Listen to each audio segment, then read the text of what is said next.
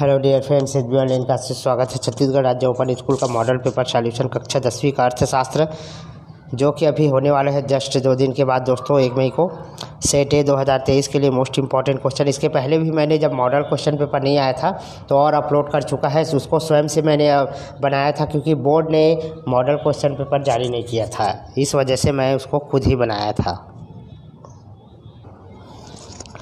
तो आइए शुरू करते हैं वीडियो। ये सेट ए है, सही विकल्प का चुनाव कीजिए। समष्टि अर्थशास्त्र अध्ययन करता है, तो 4 ऑप्शन दिया हुआ है, चारों में से एक आंसर है द राष्ट्रीय आय का। अर्थव्यवस्था के प्रकार है पूंजीवादी, समाजवादी, तो ये उपरयुक्त सभी होगा। सिक्के कौन जारी करता है, तो सिक्के जो है सरकार जारी करता है। यदि दिया है x बराबर 14 n बराबर 7 तो ई एक्स का मान होगा, दोनों का मल्टीप्लाई कर देंगे गुना, तो 98 आंसर आएगा। पर्यावरण क्षरण का मुख्य कारण क्या है, तो पर्यावरण क्षरण का सभी है। रिक्त स्थान की पूर्ति करें, अपने संसाधनों का संरक्षण के लिए हमें अपने आवश्यकताओं को सीमित करना चाहिए। देश के आवासियों के स्वामित्व वाली उत्पाद इकाइयों को क्या कहते हैं, देशी उत्पादन। खाली स्थान आंकड़े मौलिक होते हैं, प्राथमिक होगा।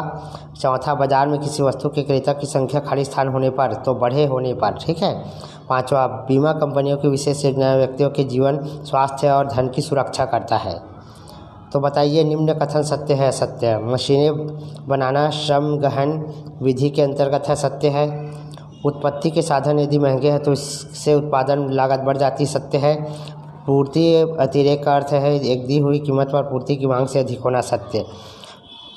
चौथा असत्य है, 5वां सत्य है। एक शब्द में उत्तर देना है। माता पिता द्वारा बच्चों का लालन पोषण क्या कहलाता है, निःशुल्क सेवा है। उत्पादन के कार्य में जोखिम कौन उठाता है, उद्यमी। गिफिन वस्तुएं किसे कहते हैं, वह वस्तुएं जो सामान्यतः मांग के नियम लागू नहीं होता। सीपीए का पूरा नाम क्या है, उपभोक्ता संरक्षण अधिनियम। सरकार के हितों की रक्षा के लिए कीमत को, इसमें आएगा समर्थन कीमत। 2 से 13 लघु उत्तरीय प्रश्न है। मध्यवर्ती वस्तु किसे कहते हैं, तो अंतिम वस्तु तथा सेवाओं के उत्पादन में उत्पादक द्वारा प्रयोग किए जाने वाले कच्चा माल को मध्यवर्ती वस्तु कहते हैं। आर्थिक समस्याएं कब उत्पन्न होती है, तो संसाधन की दुर्लभता के कारण आर्थिक समस्याएं उत्पन्न होती है। मांग के नियम की व्याख्या कीजिए। अन्य कारक स्थिर रहने पर यदि वस्तु की कीमत में कमी हो तो उसकी मांग की मात्रा में वृद्धि होती है, यदि कीमत वृद्धि होती है तो उसकी मांग की मात्रा में कमी हो जाती है। वस्तु विनिमय प्रणाली किसे कहते हैं, मुद्रा के बिना प्रत्यक्ष रूप से वस्तुओं के लिए लेन देन वस्तु विनिमय प्रणाली कहलाती है। आंकड़ों की विशेषताएं लिखिए, कोई 2 आंकड़ों की विशेषताएं। ये आंकड़े विश्वसनीय होते हैं, इन आंकड़ों को एकत्रित करते समय धन और अपेक्षाकृत अधिक लगता है। केंद्रीय प्रवृत्ति की अवधारणा स्पष्ट कीजिए। इसके बाद है प्रश्न 8वां, अस्थायी बंदोबस्त से क्या अभिप्राय है। अस्थायी बंदोबस्त से अभिप्राय 25-30 वर्षों की अवधि के पश्चात भूमि का लगान परिवर्तित किया जाता है। व्यवसाय के प्रकार, तो व्यवसाय के 3 प्रकार होते हैं, व्यापार, सेवा और उद्योग। प्रश्न 10, सेवाएं क्या है। सेवाएं अदृश्य होती है, इनके उत्पादन और उपभोग के बीच समय का अंतर नहीं होता। प्रश्न 11, जल प्रदूषण के हानिकारक प्रभाव, तो हानिकारक प्रभाव नोट कर लीजिए दोस्तों। प्रश्न 12 है, भूमि निम्नीकरण से क्या अभिप्राय है, तो भूमि का निम्नीकरण से अभिप्राय भूमि की गुणवत्ता में अथवा हानिकारक या विघ्न उत्पन्न करने वाले परिवर्तन से। पूंजीवादी अर्थव्यवस्था का अर्थ बताइए। इसके बाद प्रश्न 14 है, व्यष्टि अर्थशास्त्र की विशेषताएं लिखिए, कोई 3। तो व्यक्तिगत इकाइयों का अध्ययन करता है। दूसरा है संपूर्ण अर्थव्यवस्था पर इसका प्रभाव होता है। 3, कीमत का सिद्धांत होता है इसमें। 15 है, आर्थिक विकास एवं आर्थिक समृद्धि में अंतर स्पष्ट कीजिए, तो नोट कर लीजिए दोस्तों, दिया गया है 3 अंतर। फर्म और उद्योग के महत्व की व्याख्या कीजिए, कोई 3। तो फर्म और उद्योग की महत्व है उपभोग के लिए वस्तु और सेवाएं। दूसरा है निवेश के लिए वस्तुएं। तीसरा है बहुत से लोगों को रोजगार मिलता है। प्रश्न 17वां है, स्पष्ट लागत तथा अस्पष्ट लागत में अंतर। स्पष्ट लागत और अस्पष्ट लागत में अंतर निम्नलिखित है, नोट कर लीजिए। स्पष्ट लागतें प्रत्यक्ष रूप से मुद्रा में व्यक्त की जा सकती, जबकि अस्पष्ट लागतों को आरोपित मूल्य के रूप में व्यक्त किया जाता है। प्रश्न 18 है, मुद्रा विनिमय का माध्यम है, समझाइए। तो मुद्रा का सबसे महत्वपूर्ण कार्य विनिमय का माध्यम है। वस्तु और सेवाओं का विनिमय प्रत्यक्ष रूप से वस्तु और सेवाओं में न होकर मुद्रा के माध्यम से होता है। मुद्रा के कारण मनुष्य को अपना समय और शक्ति एक दूसरे को खोज करने में नष्ट करने की आवश्यकता नहीं रही है। बैंक के 2 कार्य लिखे। तो जनता से जमा स्वीकार करना, जनता द्वारा दिए गए धन को वे जो है जमा करते हैं अपने बैंक में। दूसरा है ऋण प्रदान करना, लोन, जिसको अपन इंग्लिश में लोन कहते हैं। प्रश्न 20, विभिन्न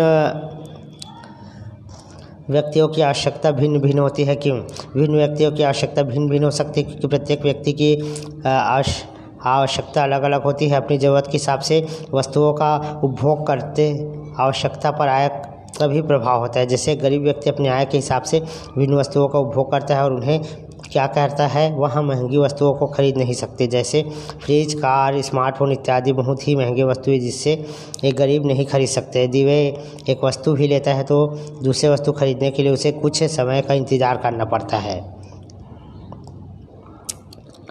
आर्थिक वस्तु और आर्थिक स्वभाव से क्या आशय है? तो आर्थिक वस्तुएं क्या होती है? ऐसी वस्तुएं दैनिक जीवन उपयोग करती है, जैसे टूथपेस्ट, साबुन, सेव, क्रीम, जूते, डबल रोटी इत्यादि। ये सभी आर्थिक वस्तुएं कहलाती है। कुर्सी, मेज, टेबल, इसको हम पैसों से खरीदते हैं, धन देकर इसको खरीदा जाता है, इसलिए इसे अब हम आर्थिक वस्तु कहते हैं। आर्थिक सेवा क्या होता है?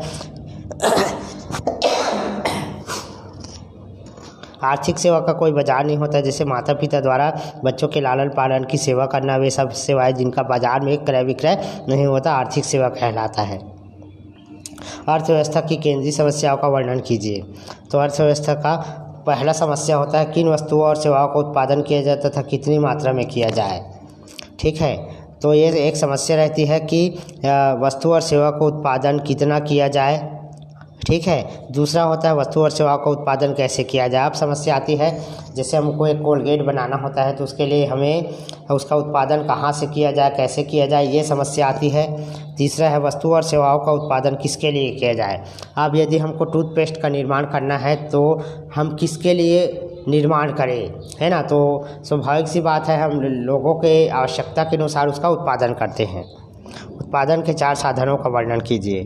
तो उत्पादन के 4 साधन भूमि है, श्रम है, नोट कर लीजिए दोस्तों। इसके बाद पूंजी है, प्रबंध एवं संगठन है। बीमे की प्रमुख समस्या लिखिए।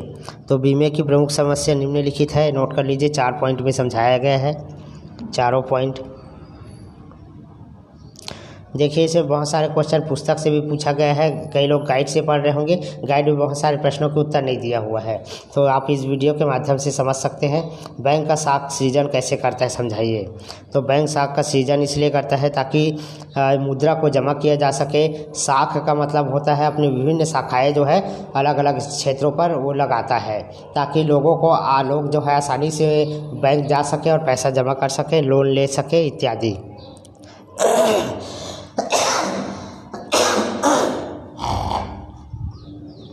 प्रश्न 23, निम्नलिखित आंकड़ों से समांतर माध्य की गणना करें।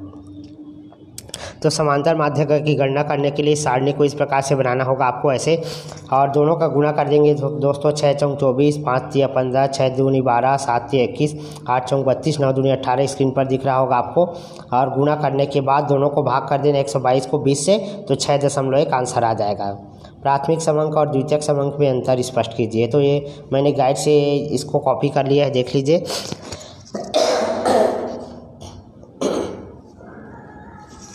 तो पहला पॉइंट है मौलिकता। ये आंकड़े मौलिक होते हैं जबकि ये आंकड़े मौलिक नहीं होते। संकलन में इनके संकलन में धन, समय, परिश्रम, योजना और बुद्धि का प्रयोग करना होता है। इस प्रकार से 4 पॉइंट में वर्णन कर देना है।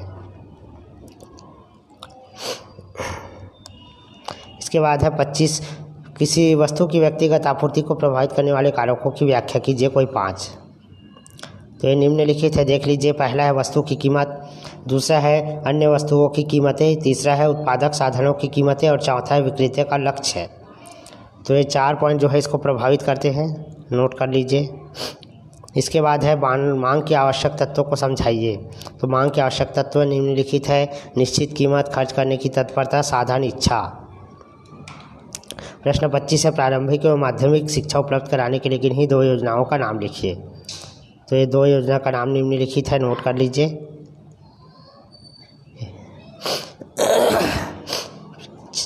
इसका अथवा है चीन की अर्थव्यवस्था पर एक टिप्पणी लिखना है, नोट कर लीजिए।